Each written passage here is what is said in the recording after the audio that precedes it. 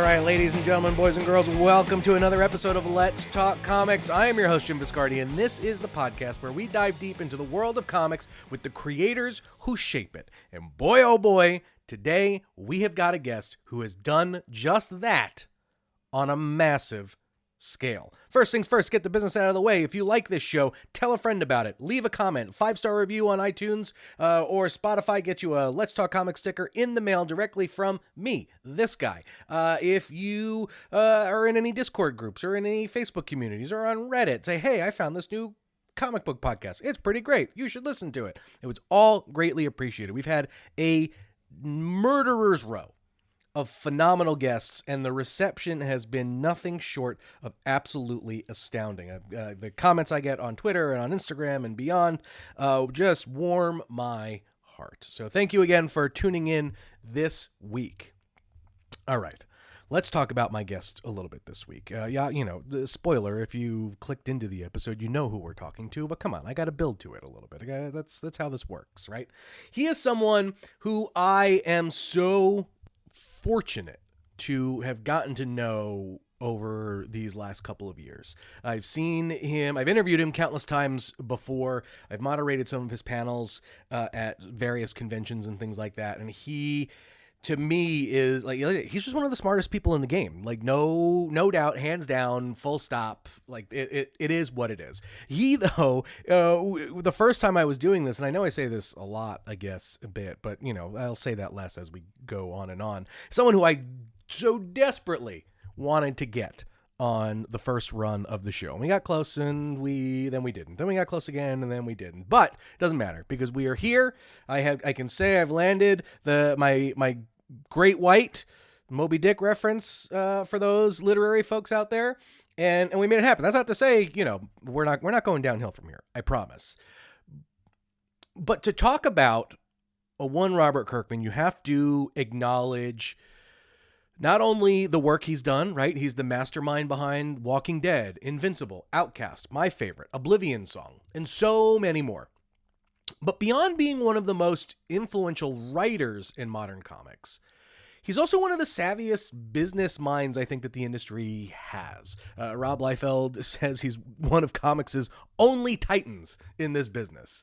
As a partner at Image Comics and the driving force behind Skybound, he's helped redefine what's possible for creator-owned comics, expanding them into television, film, and beyond, all while keeping a really sharp focus on creator rights and ownership.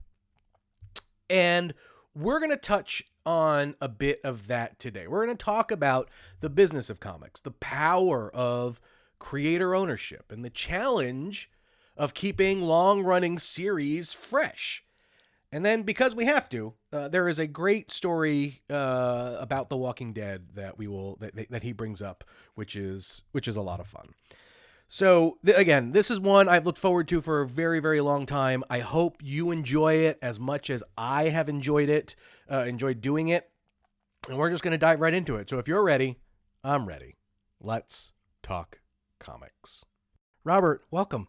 Not the first time I've been referred to as a white whale.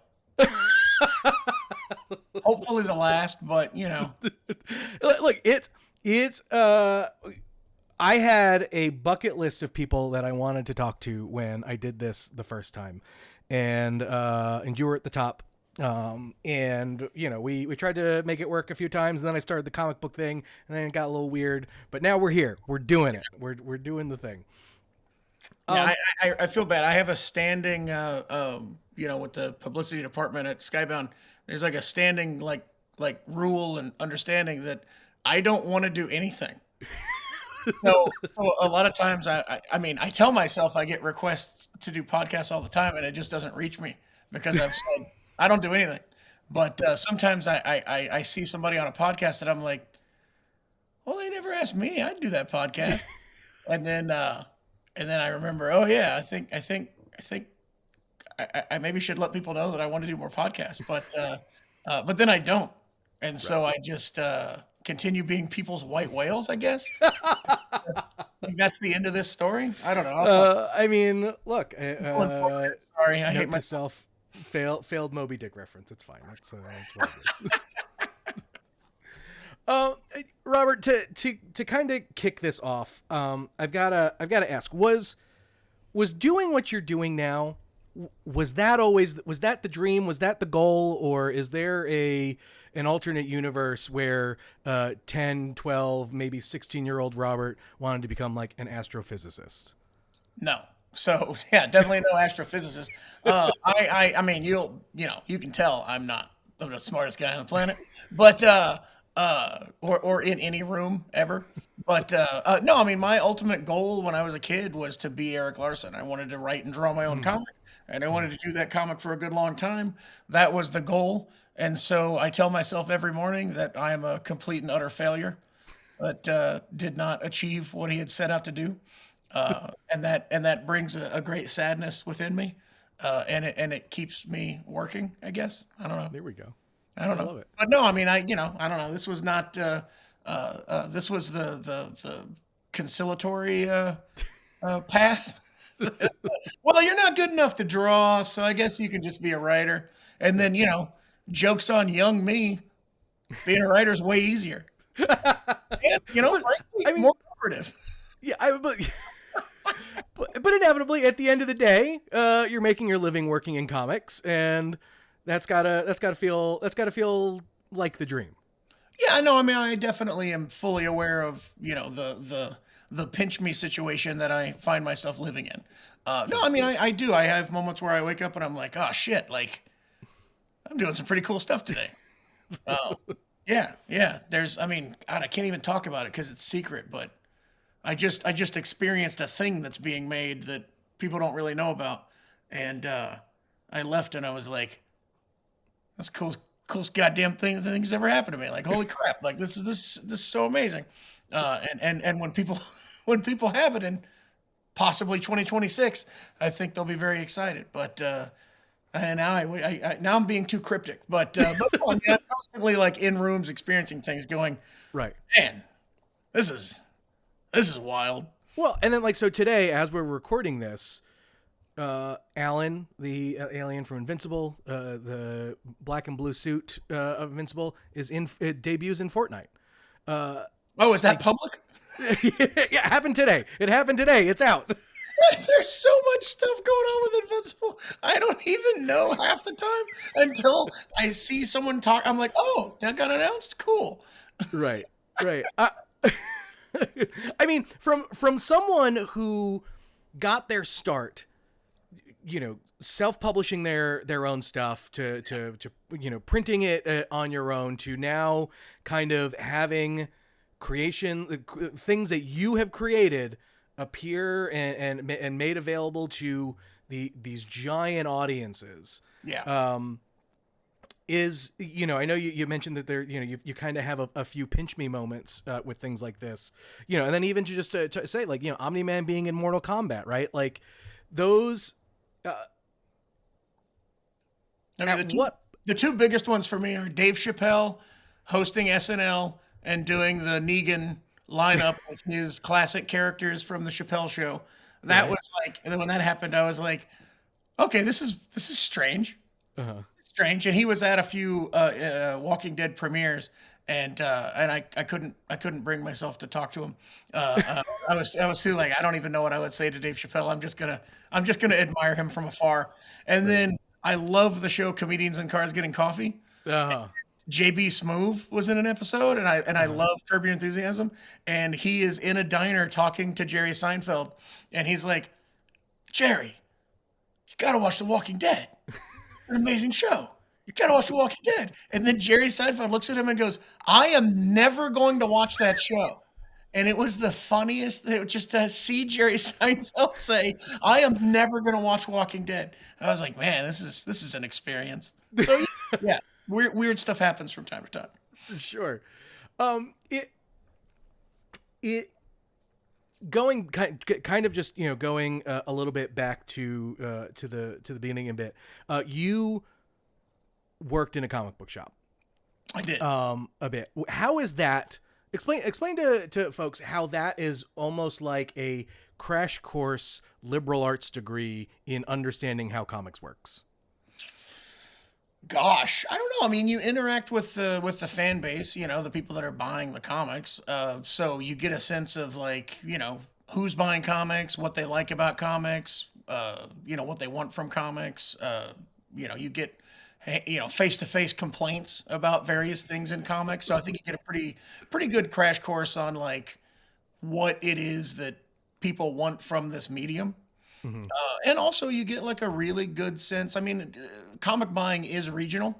So, Sure. I worked at a store in Kentucky, which I'm sure is much different than a store in Texas or a store in Ohio or a store in California or New York or wherever. But you find like, what's popular and what's not popular and, what looks good on a shelf. And you get a very acute sense of, like how comics are displayed and, Mm. what catches people's eye and, like the retail side of things. I think it's valuable information that has helped me quite a bit. And like I've sweated through getting the weekly shipment and going over the invoice and oh my god, we were supposed to get 10 of these and we got 6 and like what are we gonna do? And we can't even fill the orders from our pool customers and they're gonna be complaining. And if we reorder this, like, are we even gonna get it? Like, who knows what's gonna happen? Uh, Right. or going through damages. Like I've done that. And also like I didn't own the store, but Right. the end of Tuesday night when you're like, well, I think I was making minimum wage, and there were definitely days where I got paid more than the store made. Oh, Or like you count the money at the end of the night, and you're like, okay, $35. Like, all right, like right. that no one came in today. Uh, and then Wednesday and Saturday or whatever is when we'd make all the money. Sure. But I don't know. I like it was a fun experience, but I do think a ton of valuable knowledge that I've used as a creator, as a publisher, as a partner at Image Comics, and my position at Skybound, and like all different aspects of comics. Like having retailer experience is very valuable. What would you say is maybe one of the bigger takeaways from your time there that you think you've used to great effect Don't ask me for about your specifics, career? man. I can't remember. No, I don't know. I think, I think just having a genuine understanding of how difficult it is to run a store Hmm. and how difficult it is to maintain a store, and just how publishers can make the job so much harder without Hmm. even meaning to or realizing that they are. I think that that's something that has really served me well. Just trying to, at all times, like think about getting product to stores and marketing the product and trying to, make product exciting to drive people into stores and figuring out like different promotions and things you can do. And, uh, I don't know, having that component and being aware of it, I think is pretty valuable. Right. As we are recording this, we are almost on the eve, basically, of kind of the final order cutoff for Battle Beast. Yeah. And we'll talk a bit more about Battle Beast a bit towards the end. But there's a lot of cool, fun things. I've always told folks when it comes to comics and doing big releases and going big, you are king of the comic surprise in a sense, right? In pushing the envelope on just how you approach doing some certain things. Obviously, with Battle Beast, you're doing things like the blind bags, which will have cool things in there, but Don't spoil anything. no, yeah, we're not spoiling what's in them. But there will be some very, very cool. There's going to be some very cool things. That's the whole point of the blind bag Brand thing. new Apple laptop. Great, that's it. Now you get I mean, those pre-orders in. can you believe You, it? you need to buy six copies of the blind bag. And there's 6 equal sized pieces of the laptop in the bags, and you You have just to stick put them them together. together. But like I have to imagine that aspect of kind of putting together some of those programs has to be a lot of fun for you. Has there ever been an idea that you have thought like either, oh, that may be too crazy, or it's like I can't do it yet, but maybe sometime down the future? Well, I tell you, the blind bag is the most complicated thing we've ever done, just Sure. because I feel like every week there was something new, where it was like, Hmm. well, actually, because we're doing this, we have to do this, and that means we have to do this, and this has to happen here. The Battle Beast launch in and of itself is the most complicated launch we've ever had. We're doing the 1 in 1,000. I think it's the 1 in 1,000. That's the Yep. CG Seed signed comic by Ryan Otley and I. And usually when retailers get a CG Seed comic, it's like a comic with a voucher to get it CG Seed. Right. And this is the first time we're actually shipping the actual like graded slabbed comics to stores. So to do that, we had to pre-print a bunch of books to have at CGC in time to get them processed and slabbed so they could go into stores. So that alone was a Herculean effort on the part of everybody at Skybound and Image. But this blind bag is just insane. I can't really get into details without spoiling what's in it. But the worst thing was that we had to manufacture the bags in like January. Right. So I had to in January decide. I think maybe we will do somewhere around here on this blind bag. So I'm going to manufacture this many, which, is either going to result in, some kind of catastrophic, we don't have enough, which, is very unlikely because I printed so many blind bags. I'm probably going to be, living in a house of blind bags by the time this is all done. Use Uh, them for insulation. yeah, that'll be good. But I mean, you've also done things like surprise drops, right? Die, die, die just showed up in stores. And so, like, how, when and how do you decide what project kind of gets the oh shit kind of moment? Or are you kind of trying to look for the what can I do, that is a holy shit Yeah. moment for each of your books? I think I try to come up with, I call them stupid ideas, but I try to come up with like a new stupid idea for every book that I do. So like with Oblivion Song, it launched with a statue. There was like a you know how so because I was like, when you do a 1 in 1,000 cover, sometimes they sell those for $1,000, or I think it was like a 1 in 500 cover. Like you sell that for like $500. Like that's usually how the retail outlet like Right. this. Okay, this is a 1 in 500, so we'll sell this for $500. You can sell a statue for $500. And so I was like, why don't we do like a 1 in 500 cover that comes with a statue? So you buy the comic and then you get the statue for free. So we did that, and that was kind of neat. And then Right. Die Die Die was the surprise launch with you didn't know this book existed and now it's in stores, which Right. a lot of retailers work on pre-orders, and there's a lot of big accounts that sell things over mail order, and they have to have pre-orders to be able to sell them over mail order. And so those mail order like DCBS Hmm. they just got a bunch of they just got a bunch of books, and they're like, yeah, cool, we don't have a store. People don't come into the store to find these books. We have to offer these for order and get so that one, some people were like, not great Sure. for us, but some people were Right. excited. Every one of them has like little problems and stuff. Hmm. The one that pisses me off though was the pesky pandemic ruined my firepower launch, because Uh, for years I had been hearing from retailers like, oh, it'd be really nice if we had something to sell on Free Comic Book Day along with the free comics, because a lot of people come into the store, and it'd be nice if we had like a big splashy launch to like sell on that day. And so we did issue one of Firepower as a Free Comic Book Day issue, and then we were the Wednesday before dropping the original graphic novel that was the Firepower Prelude, which was like mm, 7 issues worth of Firepower that came out 3 days before issue one was going to drop on Saturday. And so theoretically you could go in on Saturday and pick up the Prelude OGN and Free Comic Book Day issue. Uh, and then COVID happened, and that Free Comic Book Day was canceled.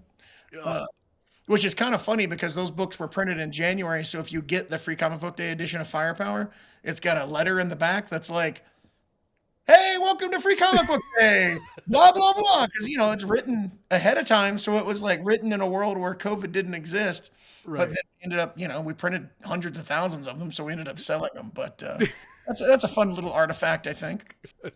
I don't know if we're gonna break kayfabe for this one or not, but there's also a book that has your name on it and Ryan Otley's name on it, Solid Blood. I don't know what you're talking. I mean, kayfabe. What is that? Well, it's the gimmick for Was the book that book was it was found in a warehouse yep. at the printer. We didn't know it existed.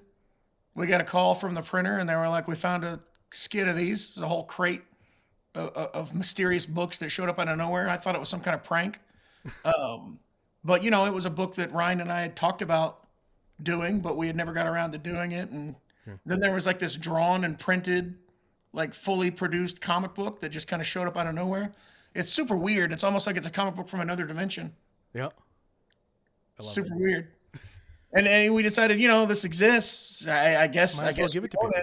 So we just distributed it for free. Right. So yeah, Amazing. that was a lot of fun. And that book was so popular, no one remembers it.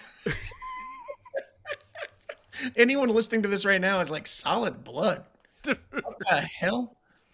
I mean, it was an issue 17. Right. You just get a random issue from another dimension. You're not going to get the issue 1. Of course not. So yeah. Maybe someday through the dimension breach maybe we'll get an issue 13 or something. Issue 13, yeah. Yeah. It's funny you mentioned the firepower letters column, and it made me think that for someone who is not super online, right? In the sense that, like, you're on social media a bit, but like, I don't know, not a Twitter account that tells you to watch movies and right. Talks about comics that came out and has no personal messages of any kind is, I think it's a pretty essential follow. But you are surprisingly accessible through your letters pages, your letters columns, where I think that I don't know, to me kind of feels almost a bit like a lost art, but like how important is keeping that doing the letters column stuff for you? Because it feels like, one, you have a really good time doing it, but two, I mean, you get really insightful in some of those. It's a lot of work. It's totally, I do not enjoy doing it. Just get that officially out in the public. But no, I don't know. I think that,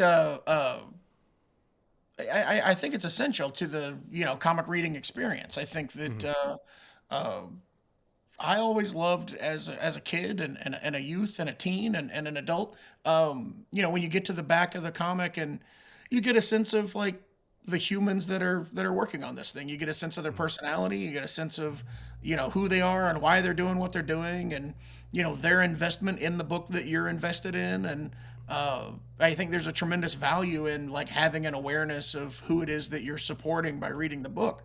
And I think that also it's community building. Like I love that about the Marvel comics I was reading in the 80s and 90s, and like getting a sense of what other people think of the book by reading the letters. And really Eric Larson on Savage Dragon did these letters columns that were like, I don't know, 10 pages at sometimes the letters column would run all the way to the back cover, which I always thought was awesome.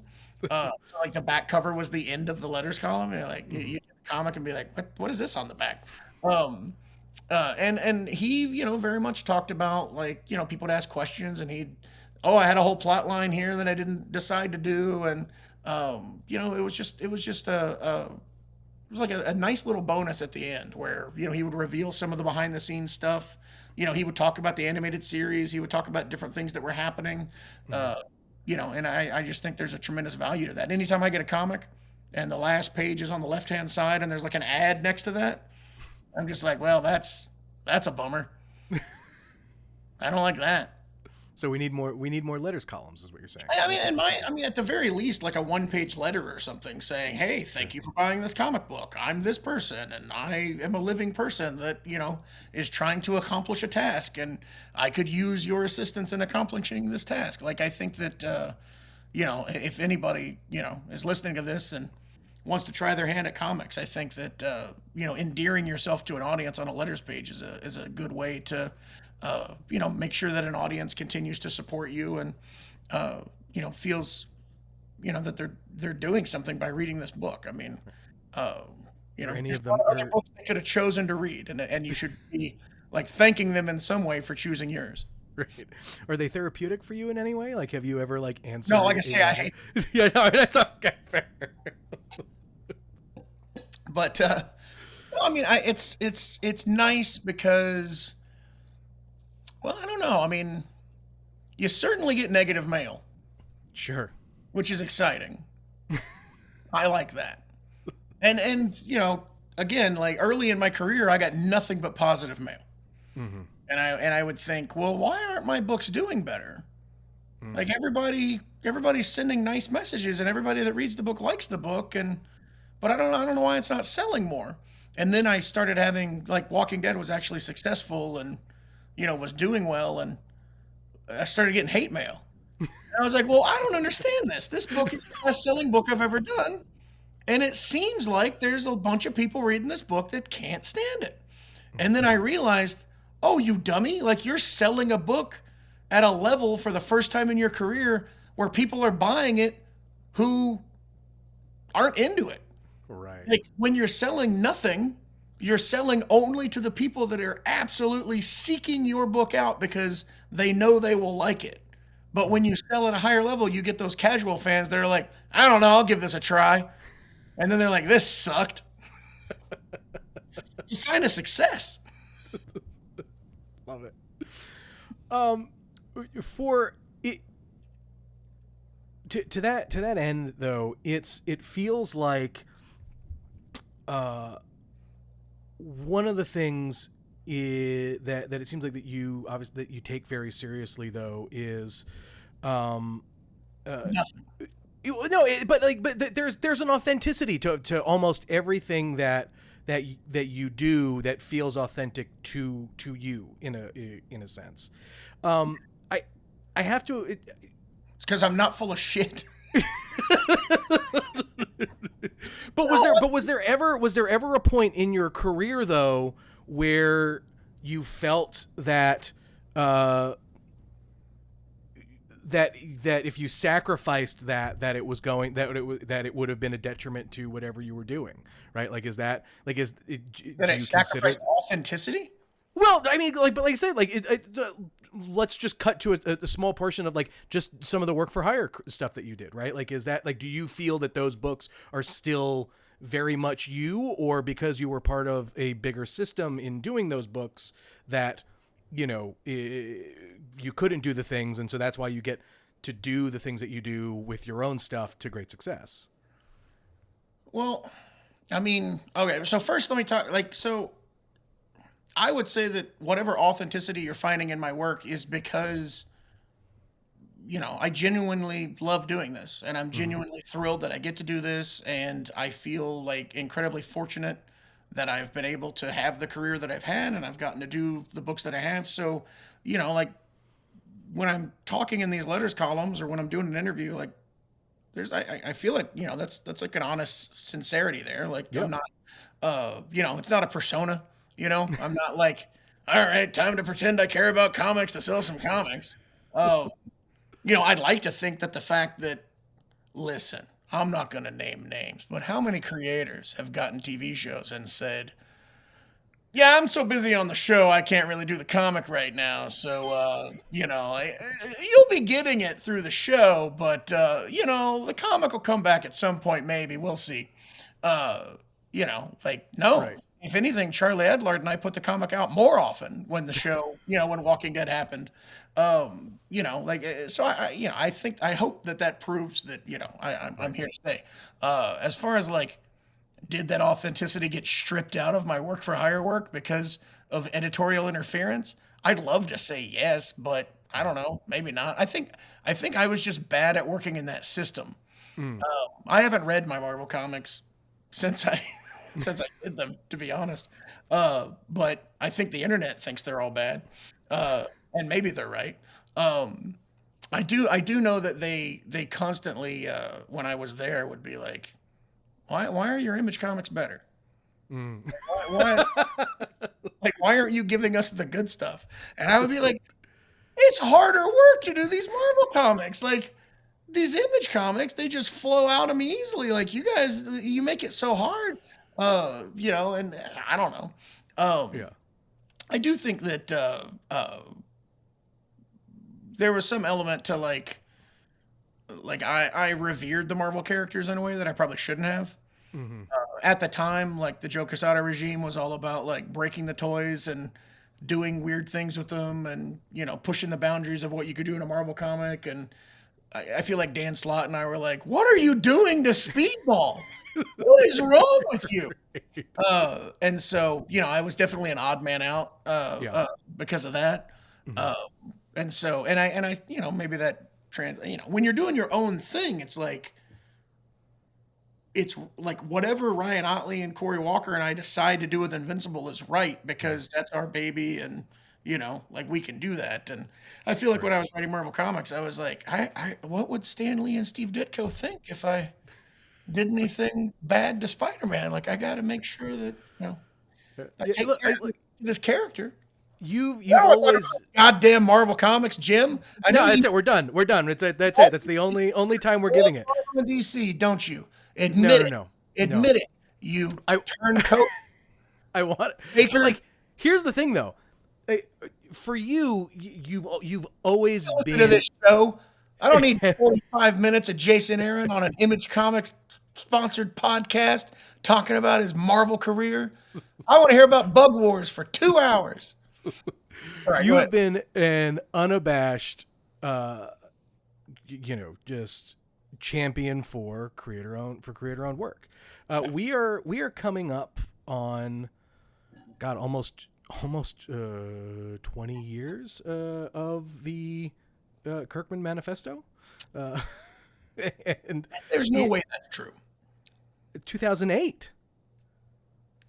Okay. All Yeah. right. What would Robert today say to almost 30-year-old Robert of 2008? You were proven right at every turn. I mean, can we be honest? That's all right. I mean, look, I feel like every single thing I said, there were even writers who were top writers at the time who were saying, no, that's not true. And I was like, yeah, it is. And now those top writers are struggling and are not the top writers at Marvel and DC because they didn't take their shot and they didn't move to creator owned comics when they were at the height when I was saying that you have to do. And now they're trying to do creator owned comics and it ain't working because they missed their window. Again, I'm not naming names, but I'm like, I told you. I yeah, told you. And it's not like it's like the friggin' 50 years of comic book history. It's all there. yeah. I mean, look, but to even to that end, I think it's one of those. I remember when you had dropped that and like the the brouhaha that Sure. the internet made it out to be. But if you look basically kind of from that moment to kind of where we are today, right? And the Yeah. creators that have grown and seen seen tremendous success at Image almost is just kind of undeniable, and almost to a point it feels like a lot of the stuff that you said then is almost even more important now, in a sense, where I feel that we're or more, do you feel that we're at a point where that creator owned comics are more important now, almost more than ever, just given kind of the state of the business? Yeah, I mean, it's hard to say. I think that creator owned comics are more important or equal. I don't know. Sure. Creator owned comics are important to the creators. Hmm. The consumer, you know, okay, like this is a cool comic, that's a cool comic. I don't know who owns this. Sure. It's not high on the shopping list. I need to know the ownership structure of this book before I buy it. Not necessarily the thing that they definitely focus on. But I think that this industry, like all entertainment industries, it's, feast and famine and struggle until you get some kind of toe in the door, and then you have a window of popularity if you're lucky.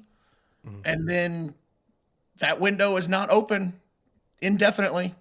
You know, every now and then there's a Rob Liefeld or a Todd McFarlane who does things that, have longevity and they have like 30, 40-year careers. But for the most part, it's a spike and then a gentle decline down. And if you don't make moves in that spike that solidify you, it's all about passive income. Being able to profit off of your work in a substantial way. When you get sick and when you get old and when you slow down, these are things that are not afforded to us inherently. Like we have to kind of build that for ourselves, and that is creator-owned work. So, is it more important now? Maybe it feels that way because we're older. But I think that I definitely use my experience as a barometer for how people, quote unquote, should manage their careers. And that's probably, you know, not the way to do it. Like, I certainly had a tremendous amount of luck. But from my perspective, you know, your 20s, early 30s, like that's the time when you can really put your nose to the grindstone and produce a lot of work. And if you own that work and people are interested in that work, that can continue paying you when you get older and slow down and, maybe your popularity fades, but you have like a book that people are still talking about that they care about. That kind of stuff is important. We can't all rely on GoFundMe in our later years. Like that's a real tragedy of this industry that, Peter David is talking about Spider-Man 2099 in a Sony Marvel movie, and at the exact same time is doing fundraising for his hospital bills. Like that's not right. Yeah. Right. I'd love to pivot a little bit and talk about at that same time, basically, you released that video because you had just become a partner at Image, and I'd love to hear a little bit about like kind of what those early days were kind of like for you, in that you were still very much putting out a ton of books, but how much did it mean to you? Because like these are, the founders are all creators that obviously you had a huge affinity for and looked up to in a sense, and now kind of being able to be part of steering the ship in a sense with, becoming a partner. What were some of the things that you didn't anticipate were that kind of you had to do now as partner at Image? Oh gosh, I don't know. I mean, I think I was made a partner because all of the things that you do as a partner, I was already doing. Sure. So like, I was actively like talking up Image and meeting with creators, and I was just very happy with the way that Image treated me and the way that Image treated every creator, and what the deal was, because it was the best deal in comics, still is. And so, I was a free Image Comics spokesperson, and, doing a lot of meetings at a lot of conventions, which was cool because I got to meet a lot of cool, interesting people. But, I was already doing that stuff. They around the Image offices, they called me it was the fifth partner. They called me the fifth partner because I called the Image office more than anyone else. And so they're like, this guy, like, why is he so invested? And I would talk to, Eric Stevenson, and, we should make our catalog like this. And, I think this is something that this publisher's doing that we could try to emulate that's actually working. And the best of that was the $9.99 trades. Oh, I just love that because Vertigo was doing them. And they're like, yeah, let's make The Walking Dead Volume 1 $9.99, and then we can do some $9.99 trades, and that's a good entry point. And Vertigo has a lot of success with that. And then like a year later, retailers were like, Image invented this $9.99 trade, and more publishers should try to do this $9.99 trade thing because it's a big deal and it's really working for us. And I heard that editors inside of Vertigo were like, what the hell? We've been doing that for years. Why is everyone acting like Image invented that? And it's because we did it like 10 times more than they did. But But I just love, just I love the idea of taking a good idea from someone else and then them being mad. But especially if it's DC. Sure, of course. But also, in that time, and since doing that, you went on a little bit of a streak in like just kind of doing some work with some of the founders, right? Oh So yeah, you did. I did pilot season with Mark Silvestri. Right. I did And you Haunt with did. Todd McFarlane. Yep. I did The Infinite with Rob Liefeld. Yep. And I begged Eric Larson to do something with me, and he said, "I will never work with a writer ever again." And I was Well, so like, what? So then, what if? What if? Can you just get Eric to let you draw it, and then just let him ink over it, and that way he can write it, and you. no, he did ink Mark Englert on a small section of Invincible issue 7, but that's the closest I've gotten to working with Eric Larson. Were those just kind of like bucket list items for you to try and do, or how do some of those things kind of? Yeah, I mean, I think part of it was like ways to try and engage these guys because Sure. the Rob was doing a lot of work at Marvel. Todd was not doing a lot of comics work in general at the time. And I think Mark had recently done the Grant Morrison X-Men stuff, but hadn't really done a lot of stuff at Image, if I recall. And so strategically, it was a way to try and get those guys to do more stuff like at Image.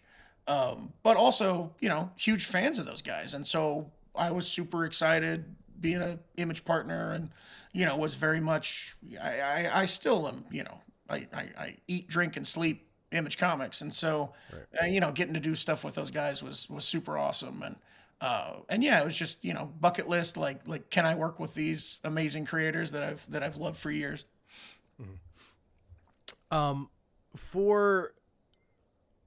For you then kind of, continuing on in... There was other stuff that didn't happen. I think I talked to Jim about doing something with Shadowhawk, and I definitely was on board to do a Cyberforce book at a certain point. And then I ended up getting busy and had to back out, which was upsetting.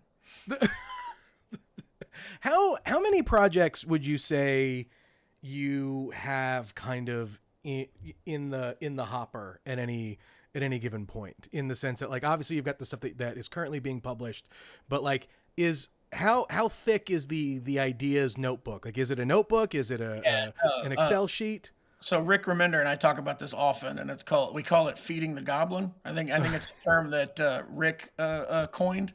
It's just like we have this like goblin inside of us that is never full and is always hungry, and we keep throwing projects at it, and it's like nah, more, come on. So like if I was irresponsible, I would have 10 projects going at a time, just because the thrill, and I think Rick and I both share this. It's like the main thrill of comics is that we love comic book art and we love these artists, and when we're able to work with people that we're huge fans of and whose work fascinates us, and to be able to give certain artists scripts and have that work come back and be like, oh my god, like I'm totally a part of this thing that this person I revere did. It's addictive, and so you can find yourself. I'm in a state now where I get contacted by artists and they're like, hey, so you want to do a book with me? And I'm like, oh my God, I would kill to do a book with you. And I would also kill myself because I have no time whatsoever. And some days I feel like I'm just going to walk into the ocean. And as much as I would kill myself to work with you, I do love my family. And I know that it would get seriously bad if I added one more project to my workload. So I've turned down some artists recently that seriously, I think about it and I'm like, oh my God, I'm gonna cry. Like, what was I could have done an extra project. Like, what's the matter with me? Uh, but uh, uh, but yeah, I mean, there's a lot of things that I would love to have on the back burner that there's a lot of projects where it's like, well, when things slow down, I'll do that. But I still end up having like 2 or 3 things at all times, like in the back burner that nobody knows about. I love that. What in your, as far as your creative process goes, is it something that you feel that like if something has changed in that process, either for the better or whatever, are those things that you feel like you can kind of pinpoint? Like, are there, like, have you gotten your ability to break story or you know, plot out an issue, does that get any easier for you, or has it gotten any easier for you as time goes by, or is it more unique to the project to I think overall my process has streamlined and gotten faster and more efficient. So I feel like I can break a story fairly quickly and efficiently and much faster than I could in the past. Mhm. But I will say that like the completion of the script after the story is broken sometimes takes so much longer than it used to. I feel like my brain is broken. And I don't know if that's just age or if I have like higher standards than I used to. And so Mhm. I'm like picking at things more as I go, which is slowing me down. I think the one thing that I've learned that has really helped me is I used to get really hard on myself when I couldn't get stuff done. So if I Mhm. was, trying to crack a script and I couldn't crack it, or if I was trying to finish, plotting something or writing something and it just wasn't happening, uh, I would very much like feel like a failure and be real mad at myself and like, what's wrong with me? Why can't I do this? And I'm a fraud and all those things that writers tell themselves that make us depressed. And in my older, age, I'm 46 now. I think I'm 46. I'm at that age where I'm like, am I 47? No, I'm 46. Anyway, um, I realized that those breaks are part of the process. And what I'm actually doing is I'm recognizing a problem with what I'm doing. So Mhm. before I'd be like, why can't I just finish this? What the hell's wrong with me? And now I go, okay, something within me is telling me that this is not working. I need to figure out what's like not working about this. And in that down period, I've noticed that I'll come up with like fixes and solutions for the problem that make the script better. And so now when I hit those points, I'm like, I'll just coast. I'll just ride this out. It's only going to be a day or two. Like I'm much more zen about it, if that makes Okay. sense. And I welcome it because I'm like, oh, look at me. I've got this like internal like function inside my body that's like, hey man, your script's sucking. Take some time to make it better. And so that's something that I feel is like a improvement that I'm pretty happy with. Uh, How about the kind of the relationship that you have with your artists? Because I feel like you're someone who you like, look, when you do a book, you're in it for the long haul, and I feel like you and your artists really kind of really get in sync in that sense. A lot of other folks have said that, you know, obviously every relationship is a little bit different. How you approach all that stuff is different. Is that, do you feel that that's true for your stuff? And like, what is something that maybe you do with Ryan that you don't do with Lorenzo on Yeah, book I mean, I writing? think it's like a comfort thing. Hmm. When I started working with Lorenzo on Oblivion Song, my scripts were much longer and more dense. I think it's just that the more I know the artist, the shittier my scripts get. If that makes because the only way I could do comics was by describing the page Okay. because I could picture the page pretty well because I'm a disgruntled, wannabe comic book artist. Sure. Um, and so and I think that served me well because I write in still images. It's something that I had to kind of break myself of when I started writing for television and animation. But I write in still images, which if you write in still images, that's half the battle of comic writing because people that write motion in comics, it messes with the artist and makes it really hard to do, and whatever. So early on when I'm working with somebody, like my early scripts way back in the day would be like, this guy's in the foreground, this guy's in the middle ground, this guy's in the background, he's looking in this direction, just very constricting, and I would always tell the artist like, look, this is what I have to do to be able to picture the page, to be able to write the dialogue. If you want to do something else, that's totally cool. Like, whatever.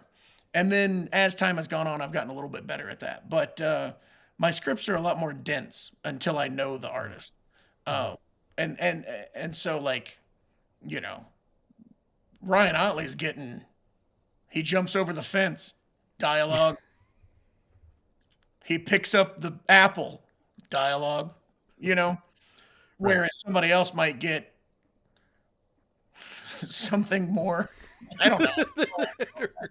He Sure. jumps over the tall fence, and I describe the fence, and you know, and how Uh-huh. he's jumping over the fence, or I don't know how to write comics, Right. but yeah, I think that I don't know. There's certainly like I know what the artists like to draw, and I Yeah. know what they're best at, and so I don't think I write scripts differently from Mm-hmm. artist to artist, but I definitely write the stories differently from artist to artist, if that makes sense. Okay. Uh, you know, like I'll have different kinds of scenes, or the story will go in different directions because I know what the artist enjoys doing. Right. But I'm Okay. in a place where like I'm working with Corey, I'm working with Lorenzo, I'm working with Ryan Sure. Ollie, like I'm working with people that I've been working with for so long. Right. Um, if you do not mind and would indulge me just for a little bit, and then I want to jump to Sure. Invincible and then more Battle Beast. But I would love to talk a bit in depth about one of my favorite of your books. And I'm not talking about Image United. I am talking about Oblivion Song. Okay. I love Oblivion Song. It's one of the it's truly it's one of my favorite comics kind of all time. It's the book I recommend all the time.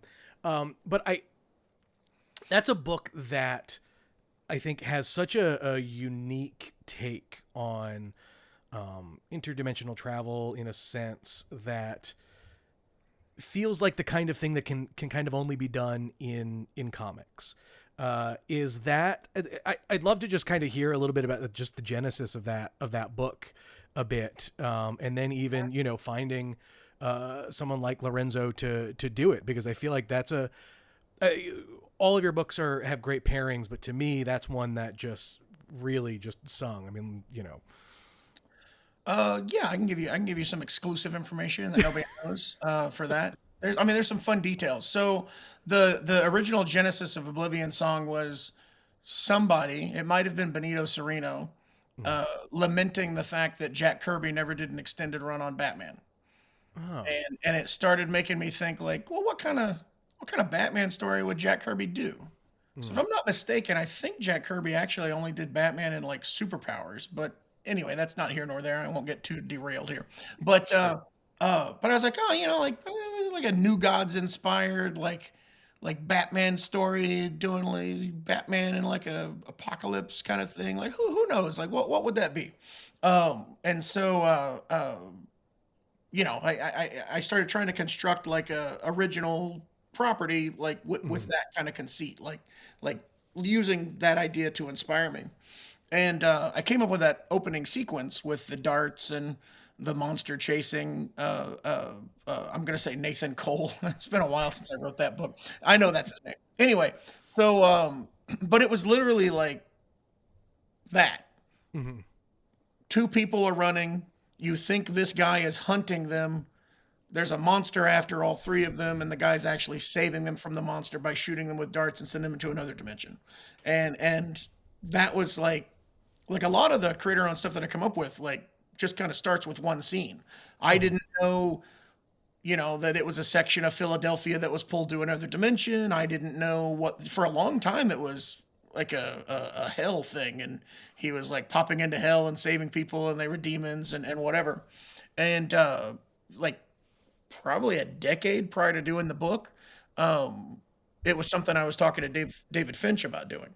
mm, And at that point, it was Nathan Cole's wife that was in the other dimension, that was hell, and she had become like a demon. And it was going to be him trying to rescue his wife instead of his brother. And then, it was like demonic monsters instead of like animal creatures from another dimension. And I can't remember what the era was. I think this is when Finch first went to DC, maybe. okay, Like he was talking to me, and then he eventually chose to sure, go do Batman with Grant Morrison instead. which I took personally, and I haven't spoken to him since. But the that's not true.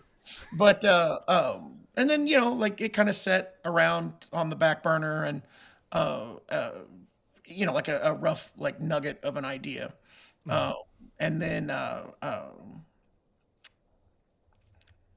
don't know, debating on telling that part, but it's fine. But no, at a certain point, it just that scene kept like percolating in my brain, and I would add more to it and think more about it. And Corey Walker had found Lorenzo De Felici online and had showed me his art. Mm-hmm. And he was like his Deviant art account was an account that I would look at from time to time, and just be like, oh my gosh, like would this guy do a comic with me? Like I'm sure he's over in Italy drawing like the Italian equivalent of the number one book or whatever, and would never even want to work in America. So some time went by and I'd never asked him to do anything or reached out to him or anything. Um, but it hit a period. There was a period where I just was like, I got to do more books, and so I put together Oblivion Song, Die Die Die, and I want to say something else. It was prior to Firepower, but oh yeah, there's something else that died, didn't happen. I can't talk about that. Oh. Anyway, so there were these three projects that I put together, and like all at the same time, and and Oblivion Song was one of them. And I contacted Lorenzo, and then we started, taking those rough nuggets of the idea that I had, and developing it further. He, I think his parents were like biologists, Oh. and so he had like a background in like animal structure and things like that. And so Sure. it ended up being like I'd go, I don't know, man, like an alien gorilla, and then he'd be like, here is this brilliant, vaguely gorilla like alien creature that has all of these different anatomical functions that I've come up with, and I'd use half of them in the book and not use the other half. I'm a terrible collaborator. There's a lot of brilliant stuff that Lorenzo added to that book that I could not fit into the comic. Mhm. But yeah, it was a lot of fun working with him. That's I don't know awesome. if I rambled enough. No, that's I mean, but so the other thing that I was always curious about, because that's a book that you basically announced when you announced, like you basically said, I know how long this story is going to be, and it is going to be this long. Yeah. Does that How does that kind of, or did it like kind of affect the way that you told that story, or did that story go the exact way that you kind of planned, in the sense where, like, doing something like Invincible or The Walking Dead, or any of the other books where Yeah. where you've said you've known the ending, but you've kind of always left it open ended to go as long or as short as you want. This one feels like you knew what the story was going to be. Yeah. Did that make it any harder? Insanely harder actually. So post Invincible and Walking Dead, I was like, I don't know if I've got another 100 issue run in me. So with Outcast, I knew exactly what the end of Outcast was. Mm-hmm. And so I set out to, I think originally we were going to do 60 issues, and somewhere along the way, Paul Azaceta and I were like, I don't think I got enough runway to keep this going for 60 issues. So 48 made more sense. So we ended up doing 48 issues of Outcast, but that was a book where the ending of that book was like plotted out, and I knew exactly what it was before we even started the first issue. And so that was kind of how I was doing comics. It was like, I'm not going to do another 100 issue run.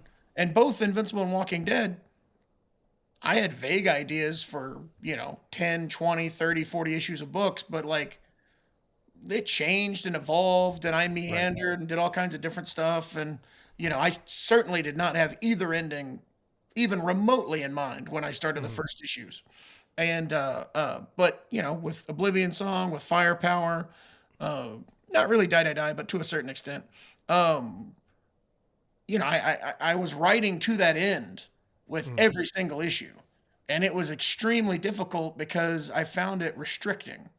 Mm-hmm. Because I'd be like, well, it'd be nice if I always wanted to do a side issue of Firepower that just focused on peanut butter.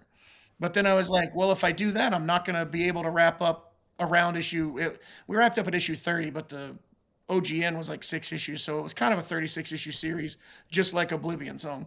So, so it was kind of frustrating. I found the process frustrating and very difficult and very restricting. I could have done 150 issues of Oblivion Song, told the exact same story, and I feel like it would have been better because I would have been able to do a lot more character work, and I would have been able to, uh, spend more time with different aspects of that world and give you a better sense of what was going on. There's certainly a lot of material there that I could have done, and I don't know. In hindsight, sometimes I feel like the book feels like a speed run. Like it should have been a much longer series.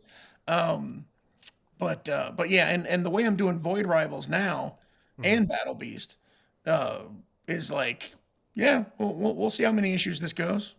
Like, whatever. Like, okay, now we're gonna do this issue. Now we're gonna do this issue. Like, and I find it much more freeing to be kind of open ended and kind of like discovering the story as I go.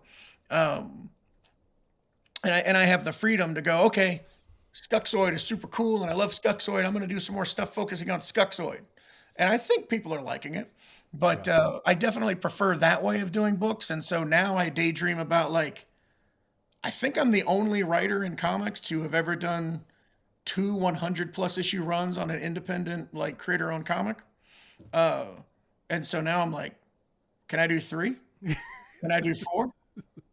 Like, might be fun. So Build the lead. Gotta build the lead. I don't know. Might be fun. We'll see. One of the things that I dream about doing a weekly book so that I can get my issues higher than Saga.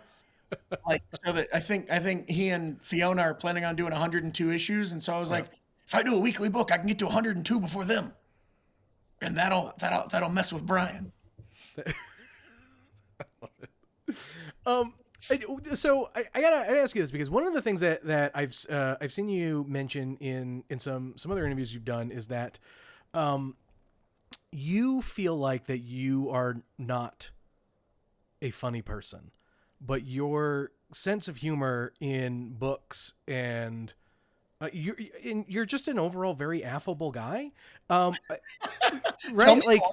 Well, no, but I've told you time and time again, one of my favorite characters in Void Rivals is Handroid, right? And I think like there are I love to just hear a little bit more about how your approach to humor from someone who thinks that like they may or may not be as funny as maybe they are. Oh gosh, I don't know. I mean, I feel like I think it's if I were to sit down and try to make a book funny, I think that there's a tremendous amount of pressure that comes with that, and I would find that crippling. And so I think that I guess I can acknowledge that Void Rivals is a funny book at times, but I think by not trying to make it a comedy book, I've tricked myself into not feeling the pressure of making it funny. So if it ends up being funny, that's a happy accident. But I don't know. I mean, I know Duroc is quippy. And Handroid is funny sometimes, but I would never call that a comedy book. I mean, also it's a serious book that has a strong dramatic core, and but also Transformers show up in it from time to time. So let's have a little fun with it. So I don't know. Yeah, I don't know. Okay. I mean, my first book was Battle Pope, and that was kind of supposed to be funny, but sure. Well, I don't necessarily mean like humor for the sake of maybe making a comedy book, but like it's the thing I think where your style of humor, like it shows itself in the right moments and the right time to to help kind of break up scenes and like that. But it blew my mind when I saw a quote from you that I was like, I don't think I'm funny, and I'm like, I think you're incredibly funny. Well, thank you. We can segue into Invincible. Invincible, sometimes oddly funny. I'm in countless meetings on the show where people are like, what, like, wait a minute, we're sad this minute and we're funny this minute? Like, what's the tone of this show? And I'm like, well, the tone of this show is erratic. Okay, so I do want to, let's talk about Invincible, because I want to start with a story that you've told about, you give Jim Valentino a ton of credit in moving up the big, the very first big reveal to I think you said issue 5, issue 6? It was originally going to be issue 25. Right. But because of Jim Valentino, we moved the Guardian's death to issue 7. Right. Yeah. how that feels like the kind of nugget of advice that sticks with you for the rest, like that is like feels like career changing advice in a sense. How does that Well, it's definitely career saving advice. and it definitely saved that book. Sure. And it resulted in me moving that scene to the first episode of the show. So, but I feel like there's over the course of the run of Invincible, it feels like it's not like clockwork, but it feels like all of the big moments of that book feel like they happen all like at the precise right moment that they kind of need to.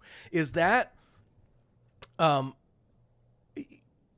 you've talked a little bit about your process on Invincible, and obviously as you've worked with Ryan a bit more, it gets easier and easier.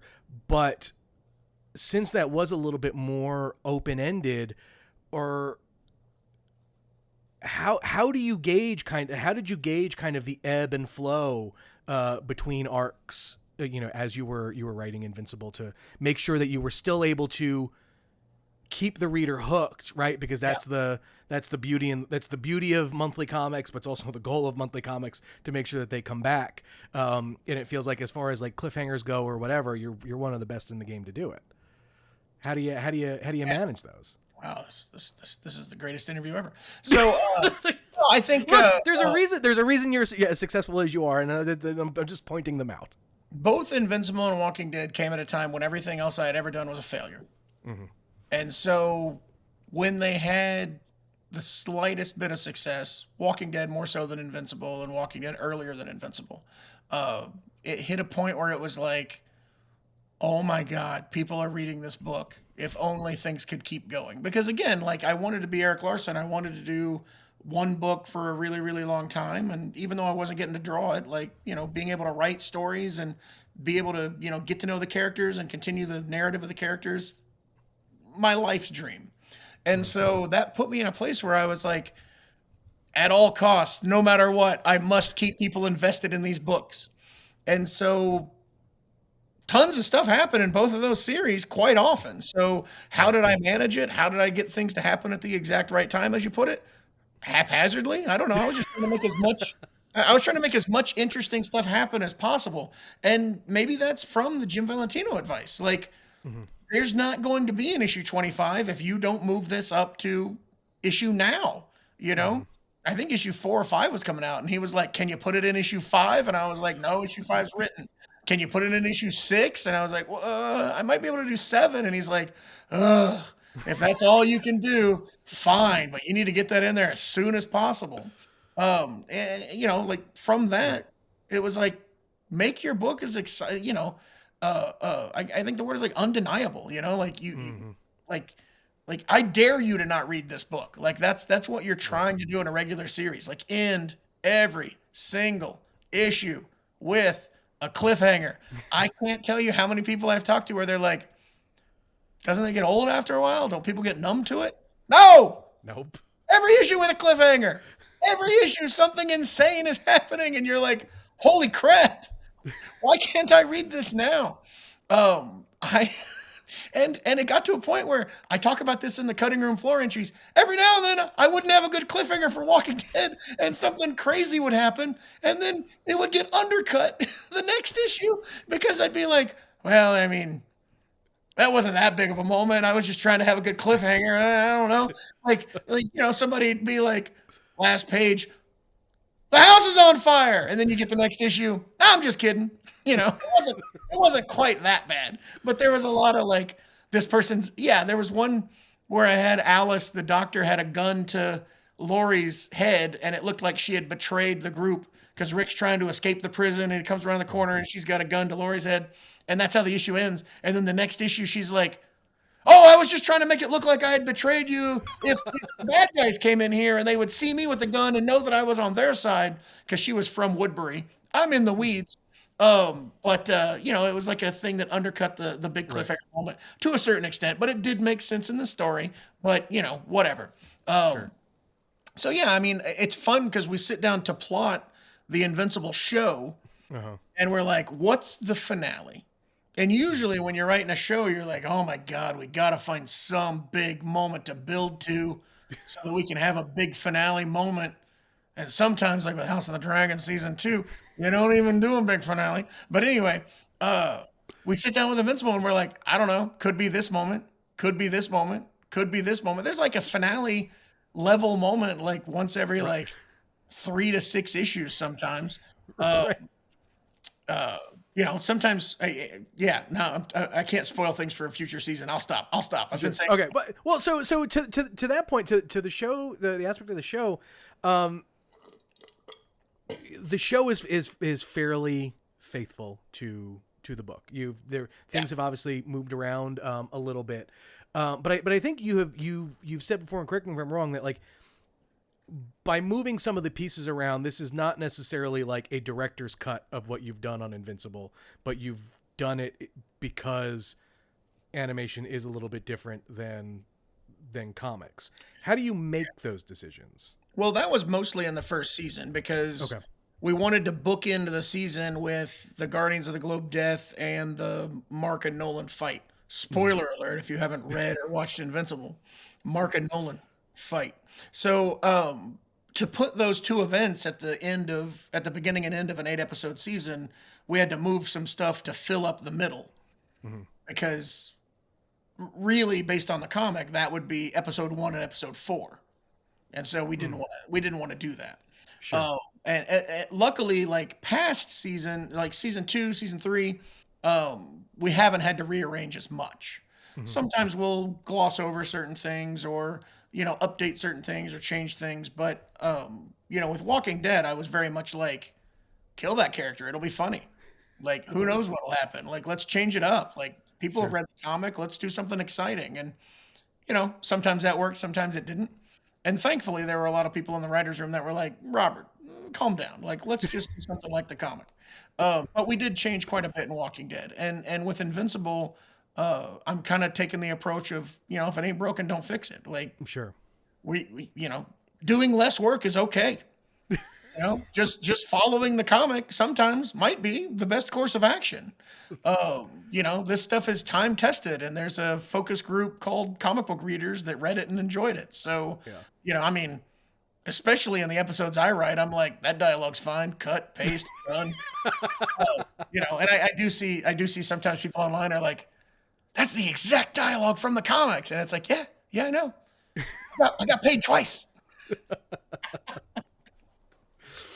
Is the show obviously has brought a ton of readers to Invincible. Is what is maybe something that, or some feedback you're getting from fans who are experiencing the comic for the first time after seeing the show versus some feedback that you may have gotten during the run of Invincible, in a sense? Yeah, I don't know. It's kind of, I mean, there's not like a lot of difference. It's not like people were Sure. like, oh, I like this character, and now that there's a show, they're like, oh, I like this character. Right. Um, or that they saw the story a different way when they read it in the comic, and then Right. yeah, I don't know. I'm obviously having trouble answering that question. Save That's me. fine. That's fine. Well, okay. So the other thing I wanted to ask about is, especially with like Walking Dead and Invincible, in addition to the cliffhangers and the story twists and things like that, those are books that have massive casts. Like you were consistently adding toys to the toy box, for those books. How how do you keep track of like that, in a sense, because it feels like, you know do you ever feel like you have to, you're obligated to give someone maybe a bit more panel time, because maybe it's someone's favorite character, or is it just, I'll introduce characters as you need them, and they have their run and that's it, but like, Yeah. yeah, we'll go there. So, one, I was in my 20s. So it's definitely a little bit easier to keep track. Two, I Sure. am terrible in life. Like in life, I can't remember much. Sure. I'm very forgetful. My wife will be like, "Hey, we're doing this on Saturday," and I'm like, "Cool." in one ear, out the other. Saturday comes, what? We're doing what? And it's because I'm juggling, right now I'm like, oh, on Void Rivals, they're on the Sacred Ring, and I've got to keep Zertonia and Agoria and Zalilak and Dulan and all these different characters like in my head, and I'm keeping track of so much that and various other things that normal life stuff just kind of gets Sure. broomed out of my brain to make space. So that's the unfortunate aspect of it. But I think that with Invincible, especially, I would plot issues, and I usually number a page from 1 to 20 because it was a 20-page comic, and I'd go, oh, this is my opening scene, this is my ending scene, this is my cliffhanger. After the opening scene, I'm gonna have a scene that does this. That'll be page 6 and 7, and oh yeah, and I need to have a page in the middle where this happens, and then inevitably I'd end up with holes. So I'd be like, oh, I don't have anything for page 10 and 11. I don't have anything for page 13, 14. I need a break between these two scenes. These two scenes can't go together. I need something in the middle. And what's fun in a superhero comic when you're writing like a superhero world, you can go, well, let's go down the checklist. Do I check in on Robot? Do I check in Mm-hmm. on Explode? Do I check in on Thrag, or, what's going on with Battle Beast? Like, do I just cut to any of these number of characters and do something with them? And then every now and then I'd be like, it'd be cool to have like a non sequitur sequence that makes no sense whatsoever that introduces somebody new, but you don't know who they are or what's going on or why we're seeing this. And so new characters would kind of crop up from that. And sometimes new characters would crop up because it'd be like, well, I don't want to check in on that subplot, and I can't check in on this character because this is happening, or I know this. And so you end up creating new stuff like as you're going just to fill up the issues. And Mm-hmm. then after you've written 144 issues of those, you've got a cast of thousands almost by accident. Is there a character that you feel doesn't get enough love? Who is the most Best Tiger. underrated? Who? Best Tiger. Best Tiger is awesome. And So so that there's a lot of characters like Best Tiger that have very intricate backstories that I never got around to. So it's like there's just story after story after story involving them that I'm like, man, I don't think that stuff's never going to exist. And maybe I'll be able to do it in the show eventually, sure. but yeah, there was a lot of stuff with especially some of the later characters that got introduced Mm-hmm. that I never got around to Right. explaining about them. Mm-hmm.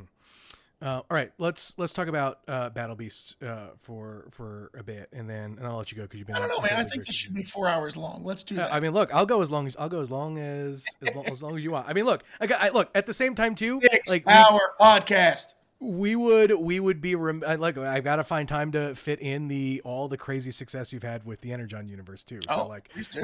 I want to get the I've already peed in this chair, so we've got good. We can go for a while. okay, perfect. Let's talk about Battle Beast. Uh, so Battle Beast is something that you played with a little bit in Skybound X. Yeah. And so is doing the series now something that is like you had a blast kind of doing that story in X and wanted to continue it, or was it kind of always the plan where you did it and it's like, okay, when I have the time and I can get to it, here's the story we're going to tell? No, so I didn't have like a Battle Beast story that I necessarily wanted to tell that had kind of been sitting on a shelf. Going back to my old school love of Image Comics, you Yep. can relate. Sean Makowitz had the brilliant idea for the Image 30th anniversary to do Skybound X25, the Images of Tomorrow issue. Because we had a couple years prior done Skybound X to celebrate Skybound's 10th anniversary. Right. We did 5 issues, I believe. And he was like, it'll be cool if we just jump from issue 5 to issue 25, harkening back to when Image did Stormwatch 25, Brigade, Bloodstrike, and Supreme 25. And I was like, oh, that's the coolest thing. That's going to be awesome. Can't wait. And so that's kind of where it, like I heard about it, thought it was cool. And then Sure. the solicits were coming in, and the whole lineup had been set. And I was like, well, I mean, we can't do Skybound X25 and I don't have anything in there. Like, this is Images of Tomorrow. Like, I got to be a part of Images of Tomorrow. Like, come on. Yeah. And literally the solicits were being approved and, sent out and whatever. And I mean, this was like, we had time, but not much time. And so I called Ryan Otley and I was like, hey man, you got time to do an 8-page Battle Beast story? And and I believe he was doing Hulk at the time because he was, he was at Marvel. And he was like, yeah, yeah, I can do that. And I was like, all right, it's got to be done. I think I was talking to him in, when would solicits have been going out for July? I don't know. It was like May or April. Or something If like solicits that. for July would have been April, yeah. Yeah. So it was like April. And I was like, well, we got to be done by like June 1st. And he's like, yeah, yeah, I can do that. And so uh, for whatever reason, I think I was so excited about it. I wrote the 8-page story that day. Oh Uh, wow. and it was just like, oh, dude, Battle Beast is picking up after Invincible 19, or yeah, Invincible 19, and and then he was drawing it, and it was like, yeah, this could be like a one shot, like a fun one shot. Mhm. And I was like, it'll be like a 6-issue miniseries. It'd be like a fun 6-issue miniseries. And then it was like, I think we could do like a regular series of Battle Beast for some time. Like, let's see how long it gets. And I haven't publicly said how many issues we're planning on doing, but it keeps getting longer. And Ryan's like, I don't know, man, it's a lot of issues. And I'm just like, what do you got to do?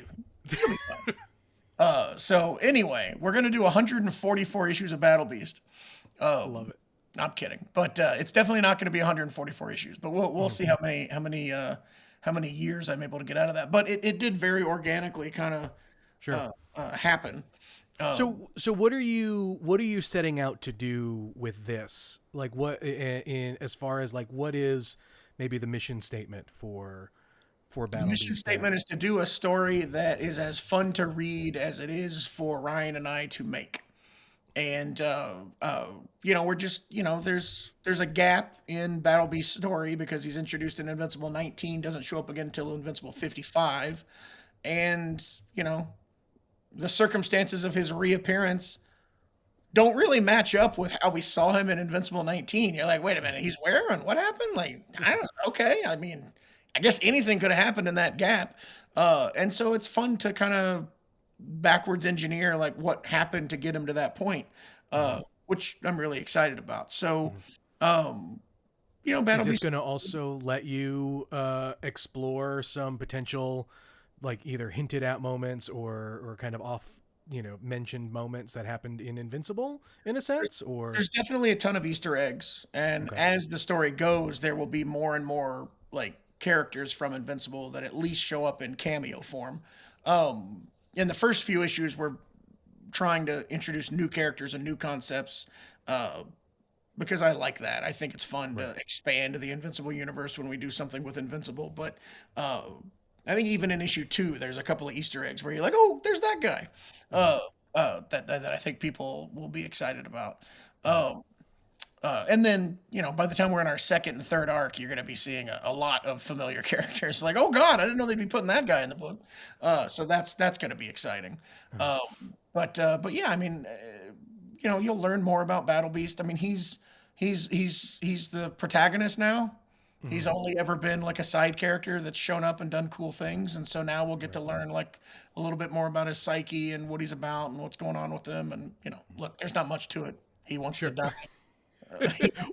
So that's I mean it's an interesting thing because like so do you feel you've learned more about Battle Beast now, having kind of gone through some of the early motions of doing the book that maybe you didn't expect to kind of learn about the character as you've unpacked him a little bit more? Yeah, I mean, you spend any time with a character, you're going to learn more about them. I think that what I like about it is, when you read the Battle Beast series, if you go back and read Invincible 55 on, you'll be like, oh, that's why he does that here, and oh, that's why he's thinking that there, and that's why he's behaving this way, and there will be like a much more complete understanding of who the character is, and that's something that, yeah, as a writer, I'm definitely experiencing. Mm-hmm. Like deepening the guy, adding more layers to him. Mm-hmm. this feels like it's, this book is coming at a time, it's a few year, quite a few years removed from the end of Invincible, that it feels like you and Ryan are kind of operating on another level. And Ryan, to an extent, really a lot. Like, has Ryan like turned in something that just, has absolutely blown your mind in a sense where it's just like, oh shit, that's I mean, even better. almost every page. Sure. It's yeah, he's inking himself, which is something that he hasn't been able to do very often. But Mm-hmm. we started this book 7 years ago. I don't know. We started this book around the time that Skybound X 25 came out. So, Okay. you can do the math on how long ago that was. Sure. Oh, that was 2022. So, 2022. So yeah, so three or so 3 years. years. Um, so we should have more issues done than we do, but we've got a fair amount of issues done, which is nice. But yeah, I think that there's just an intricacy to his work in Battle Beast Yep. that is, I think, a huge elevation over what he's been doing at Marvel for sure, but in Invincible as well. I think that he's definitely hit a new level, and Mm-hmm. it's pretty stunning work. Mm-hmm. Uh, the I'd also love to talk to you a little bit about the violence in some of these books, in Invincible, and I would obviously imagine You Battle want to Beast. talk about my crutch? Is that it? Is that your crutch? Just pure Books, unabashed books violence. getting boring. Just add violence. Yeah. Right. But it's so interesting because you can talk to a lot of folks who maybe are have not experienced the comic but are watching the show, and that feels like it's a kind of a big appeal to them. It's that it's something that obviously you're not going to get anywhere else. You're not going to see Batman or Spider-Man doing any of that stuff. But I have to imagine for you, you joke, yeah, or maybe you're not joking about using it as a crutch, but like it never feels gratuitous. And like, is that something that you are super conscious of as you guys are doing this? That like, yes, the violence is kind of a key component to this, but you never really go too far. I, I mean, the crazy shit happens in in these books. Especially in the promotion of the Energon Universe and Void Rivals and things, I've kind of realized that my entire life and career can all be pinpointed and traced back to Optimus Prime dying in the Transformers movie from 1986. Because I was 8 years old and saw that movie in the theater, and this beloved toy that I had been enjoying for almost 2 years, uh, met his untimely demise in a horrific way, like right in front of me, Right. and that was fairly violent. But mostly, it's the emotion of that. Like, I Mm-hmm. was absolutely gutted and was crying and left the theater in tears, and it really affected me. And almost psychotically, it's like that's what I want out of entertainment. When Jamie Lannister got his hand cut off, spoiler alert, at the end of that episode of Game of Thrones, it was like, holy crap! Like, I felt like sick to my stomach the way that was staged and the way it just came out of nowhere, and was just really cool. Um, and then the movie Hereditary, another really good example. Like, Mm-hmm. the midpoint of that movie, when what happens. I was just absolutely floored and nauseous, like, actually, Mm-hmm. like, legitimately nauseous. And so, like, getting that kind of a rise out of an audience is the thing that I want most as a consumer, and it's the thing I'm Mm-hmm. most trying to achieve as a writer. And so, violence very often is the vehicle that can achieve that. And so, yeah, it's important to me that it's never gratuitous, because above all else, then it would lose its effect and it would lose its Mm-hmm. power. You want to use it as a tool to move the story forward, to teach you more about the character, to establish how powerful a villain is, to set a new stage for a coming story, so that the rules are changing and the stakes are changing, and the story is intensifying. You can use levels of violence in any different way to facilitate, like, putting emotion into your story and providing an emotional release for your audience. And so that's what I'm trying to do. Sometimes I do that without violence, but Sure. very often it's a lot easier to pop an eyeball out.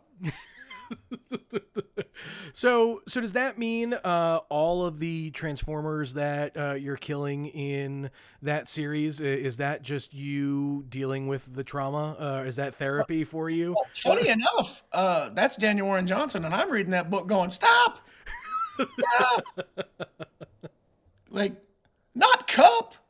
What are you doing?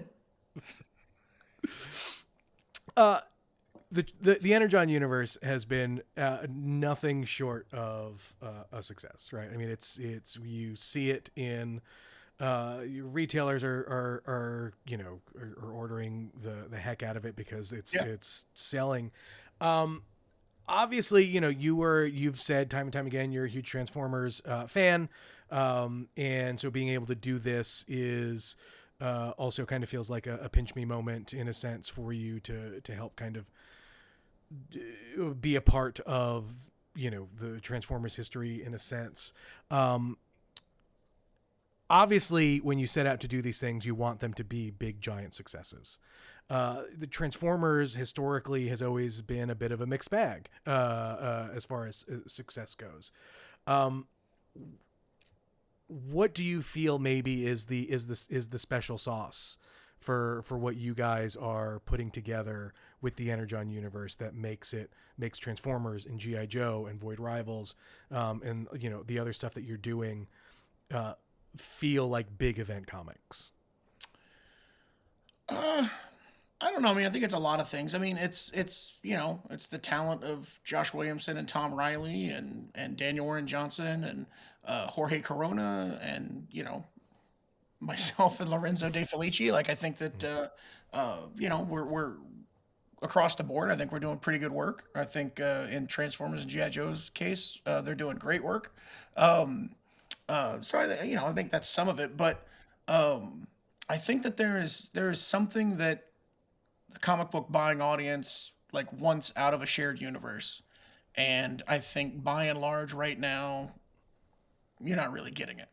I think that there's a lot of like, well, that doesn't count in continuity, or we're kind of going to ignore that one part, and I think that's kind of a bummer. And there's also an unwieldiness to most shared universes that make it really, really difficult to really invest and follow along.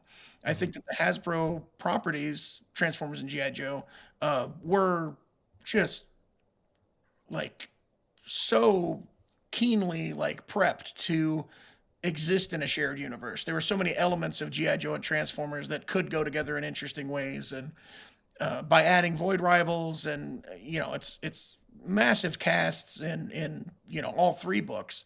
There's some really fun opportunities to have things weave and interact in a way that is somewhat casual but very buttoned down and well thought out in a way that ideally the Marvel and DC universes as a whole should be.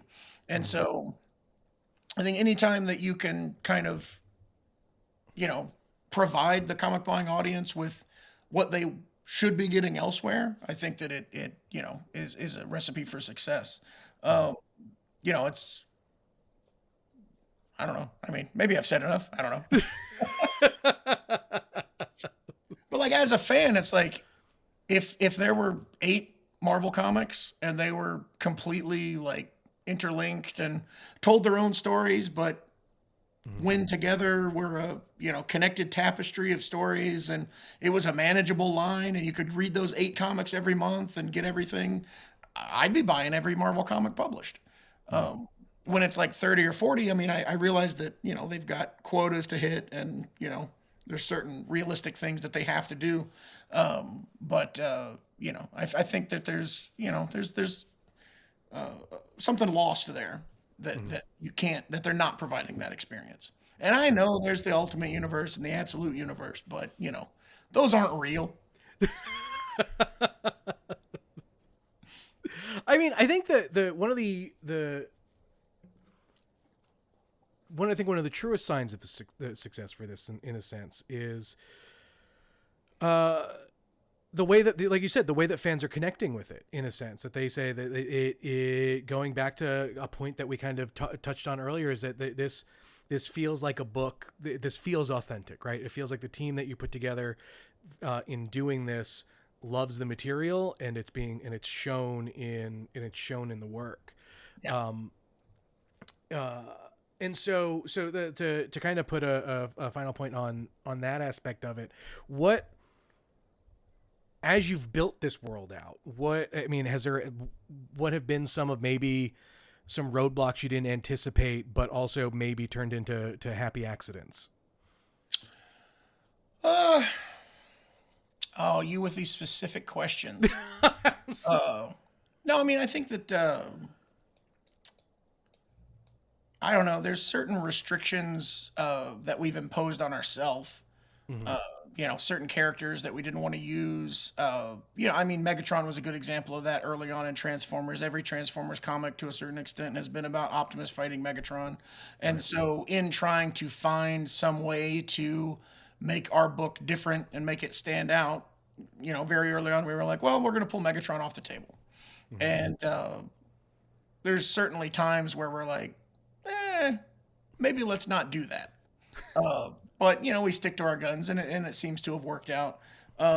Starting our GI Joe side of things with a Duke comic, was something that there were a lot of people that were like, I don't think this is a good idea.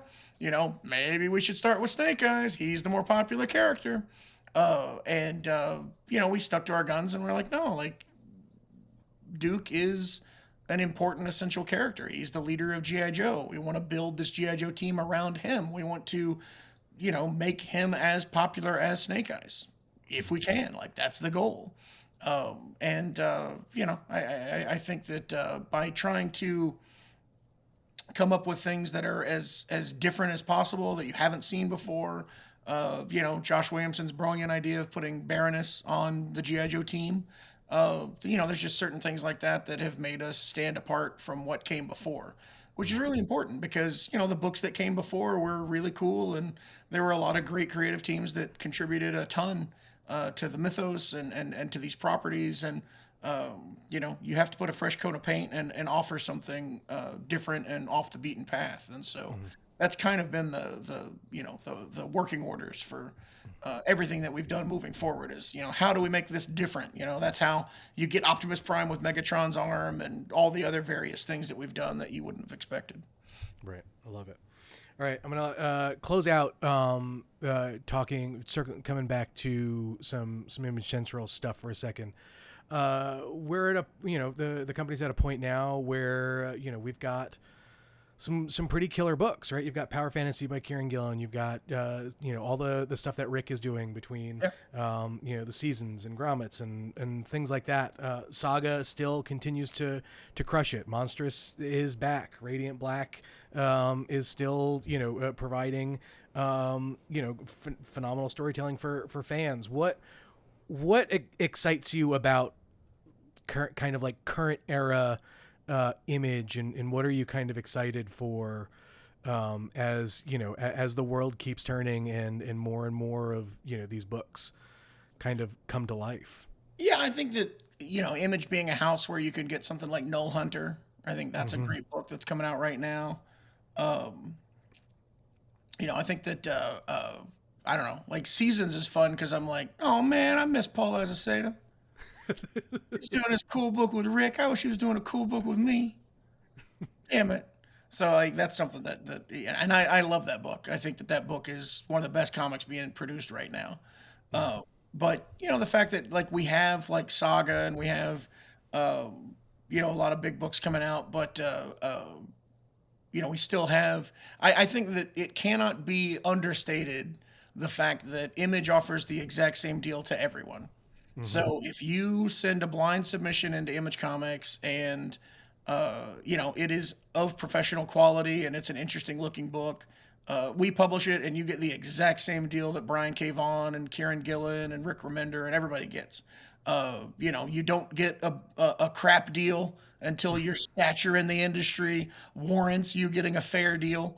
That's just not how it works with us. And that's something that was set down by the founders in the '90s. When they invited Sam Keith and Dale Keown and Mike Grell and all these other people to join, they were like, "No, you get the exact same deal that we get as the founders of the company." Insane, unprecedented. Anyone else alive would have been like, we'll take a little bit off the top. We're giving you the access to our company. We should make a little bit of money off of that. But they didn't. So I think that's huge, and I think that it's borne out in the fact that you know geez, now I can't even think of the list, but like, Jonathan Hickman was a blind submission. The Lunar Brothers was Right. a blind submission. Um, Gosh, there's some other good ones. I can't remember, but big creators are always Mhm. just, cropping up, coming out of Image Comics. Pretty Mhm. neat. Can I give you? I'd love to give you an opportunity a little bit to maybe brag on Eric Stevenson a little bit. In that he's Sure. someone who I know. You've have a very close relationship with um, in that like the two of you have worked close together for a very long time. He's someone who I feel like is like doesn't get his flowers per se in a sense Yeah. enough. Um, what what's it like for Because so many you? people are jealous of what he's been able to accomplish. Right, what's it like working with Eric for you now and kind of seeing what he continues to do in kind of shepherding the good ship image and continuing to break in new talent and letting you know existing creators come and just let loose. Yeah, I think Eric has impeccable taste, which the line at Image is very well curated. Mm, The fact that there's so many breakout books that kind of come out of nowhere is due to that fact. But I think that Eric's strength, aside from his impeccable taste, is that he is able to recognize the value in books that he is not necessarily like a fan of. mhm, A lot of times a publisher will be like, that book's not for me. I'm going to pass on that. And Eric is very good at saying, well, that book might not be for me, but I definitely see that it has an audience, and so I'm going to give it a chance. And I think that's why you can see that there's an eclectic, group of books that Image is publishing. Um, I think that Eric doesn't get a lot of credit for, just how well versed he is in comics. mhm, I mean, Eric is somebody that gives me the absolute best notes out of anybody that I work with. mm. There's dialogue tweaks that I do in issues of Void Rivals because he'll read an issue ahead of time and be like, I don't know, man. I had a question here this didn't make sense, and maybe this could be clearer. And I'm like, all right, I'll rewrite that. Most people I'll tell most time I'll tell somebody, it's fine, leave me alone. But Eric will say it, and I'll be like, yeah, there's some value to that. I see what you're talking about.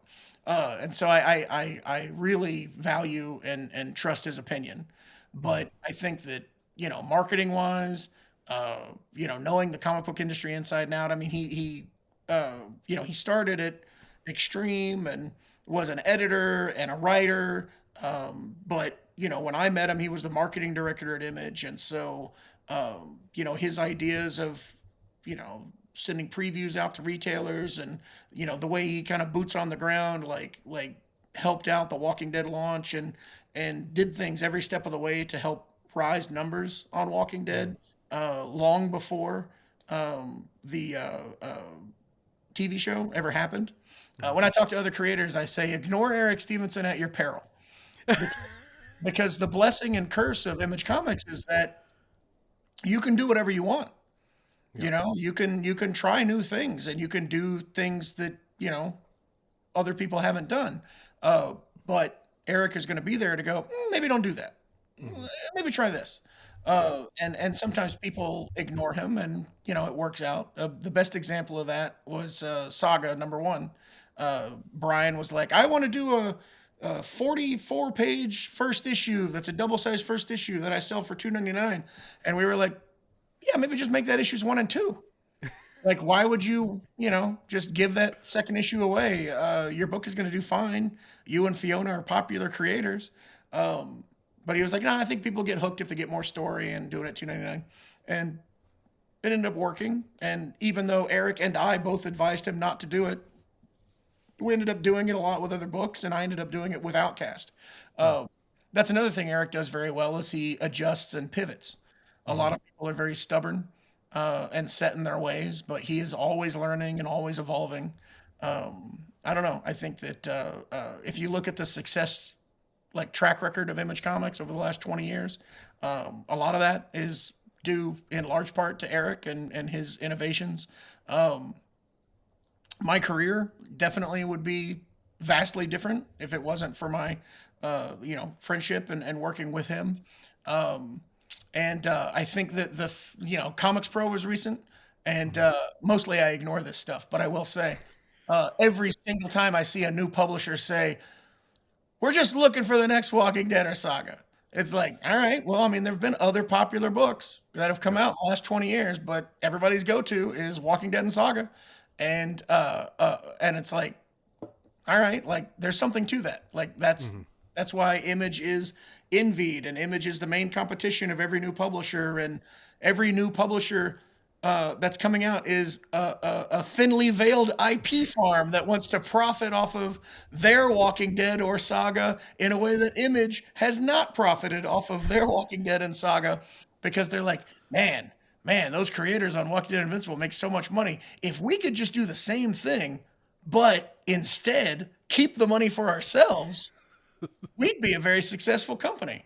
And then it doesn't work out, and they go out of business, and the cycle continues. So I'm not naming names, but good luck. But the fact that there's business models that are literally set up in comics, and decks that are sent out to investors to raise money based on Image Comics' strategies and Eric Stevenson's strategies, cracks me up. And like, hey man, the secret sauce is the creators get all the money. That's what you guys are missing. That's why it never works for you. I love it. To close us out, what has you excited about the future of comics? All of these crappy companies going out of business. Sorry. No.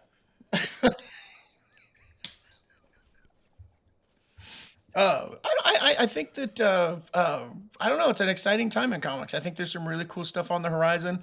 I think that it's definitely a time of disruption with various things happening with distribution and things like that. But I don't know. I think that there's some really cool comics on the horizon. People are doing some really good stuff, and I don't know. I'm very bullish on the success and continued success of comics in general. I think that with the Absolute books selling what they're selling, when you hear that Hush 2 is launching at 400,000 copies, I'm sure that Spider-Man #1.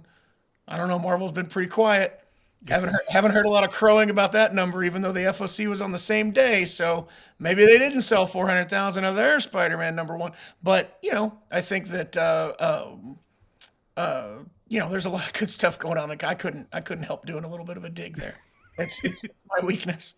But and then the Energon Universe stuff is doing well, and there's a lot of books at Image that are launching very strongly. I know Bug Wars and Seasons and things like that are doing very well. Power Fantasy, the sales on that first volume. It sucks that sales figures aren't public, so that like no one really knows this stuff. But I know that the volume 1 trade, I saw the numbers that came in for that and was like, ooh, I'm feeling a little jealous. Kieran's books always do extremely well in trade, which is pretty cool. Um, but yeah, I think it's exciting. The one thing that I find not exciting is the fact that DC is at the same time proving that you don't have to relaunch with a #1 to get a big number with Hush 2, and then they are immediately forgetting that lesson and relaunching Batman with a new #1, which just makes me angry. Because as a longtime comic fan, I think that we will look back on the history of comics and see that the constant number one relaunching and the loss of legacy numbers was a real detriment to our industry as a whole. So yeah, that's something that I'm very much against. And you know, you'll never see an Energon Universe book relaunch until it does, and then I will pretend I never said that. Amazing. Look, Robert, I appreciate all of the time that you've given me today. I would love to look at some point. Are we stopping now, Jim? You wimp. What wimp? Look, I wanted to go through this entire. We went almost 2 hours, and we didn't even have to mention Arun Singh once. Oh my gosh! There we go. That's what I was looking for. Now we can.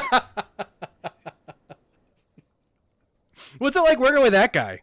Oh, it's the worst. It's the worst. I'm just someone that is so dedicated and passionate. I'm just like gross.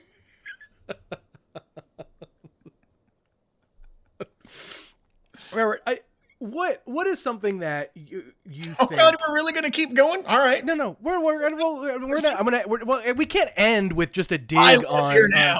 We can't end with a dig on Arun. I mean, we're going to end on something a little bit more positive. Yeah, I'm sorry I called him dedicated and passionate.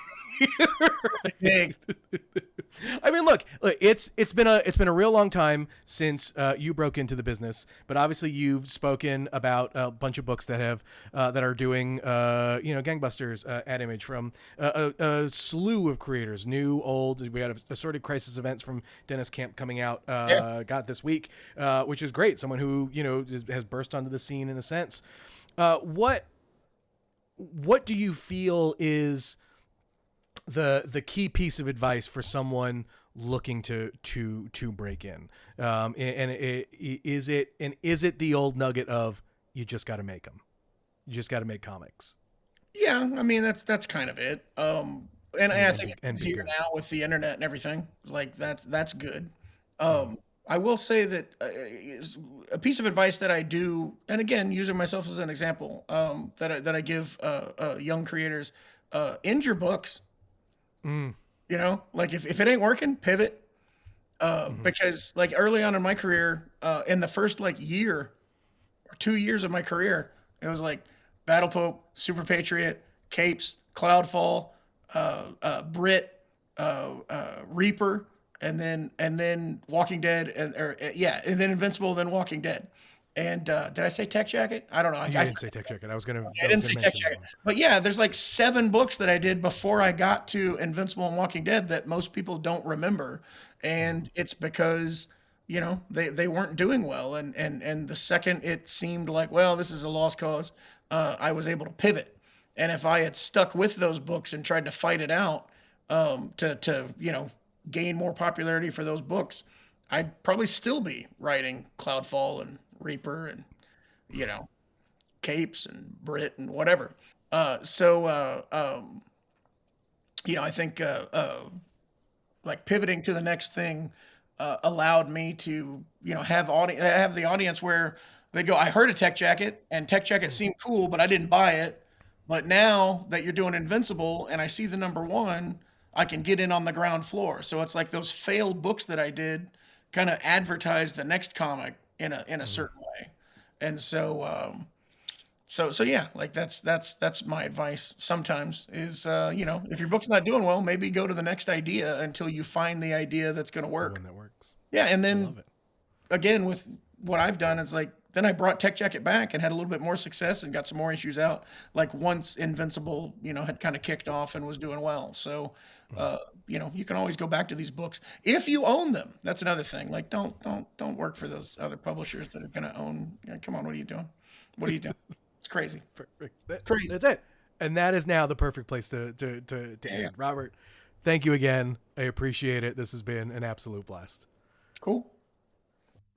Well, there you go, folks. That is a wrap on another episode of Let's Talk Comics. A big thank you to one Mr. Robert Kirkman for joining us today, because man, what a conversation that was. Almost 2 hours about storytelling, creator ownership, the business of comics, and everything in between. Man has done all of it to great success, and so hopefully you learned something today. I know I definitely did. But If you enjoyed the episode and thinking, man, how can I support this show? There's a number of ways you can do it. Take a screenshot right now. If you're listening to it on your phone, boom, click the screenshot and share it on Instagram.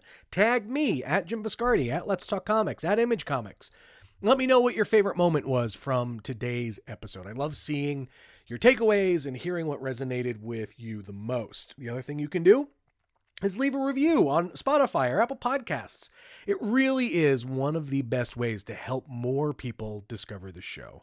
And it truly makes a difference, like just hands down. If you've been enjoying these deep dive conversations with some of the biggest creators in the business, just take a minute and drop a quick rating or review. Truly, it would mean the world.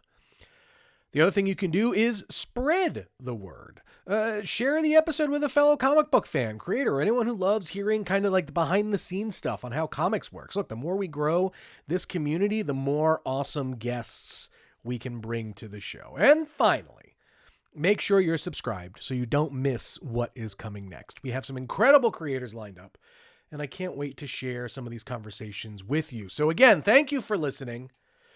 Go buy a comic. Go buy something that you maybe weren't going to try. Go pre-order a copy of Battle Beast, because as long as you keep reading comics, we're going to keep talking about them. We'll talk to you later.